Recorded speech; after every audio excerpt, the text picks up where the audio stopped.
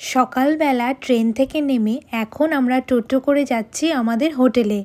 আমাদের হোটেলের নাম ছিল অরণ্য ট্যুরিজম প্রপার্টি জলদাপাড়া।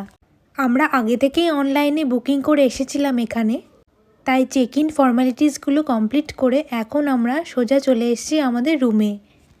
চলো তোমাদেরকে এই ব্লগে একবার রুম ট্যুরটা দিয়ে ফেলি। এই হোটেলে অবশ্য আমরা এক রাত্রের জন্যই থাকবো।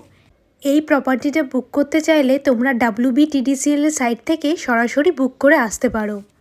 পুরো প্রপার্টিটা কিন্তু বেশ পরিষ্কার পরিচ্ছন্ন আর রুমগুলো অনেকটাই স্পেশিয়াস। আর রুমের সাথে আবার একটা ব্যালকনিও পেয়েছিলাম। ব্যালকনিতে বসার জন্য দুটো চেয়ার ও টেবিলও রয়েছে। এখানে বসে তোমরা প্রাকৃতিক সৌন্দর্য উপভোগ করতে পারো। চলো এখন একটু ফ্রেশ হয়ে স্নানটা সেরে ফেলি, আর ভাবছি এখান থেকেই লাঞ্চটা করে নেব, কারণ বিকেলে আছে আবার জঙ্গল সাফারি। বাই।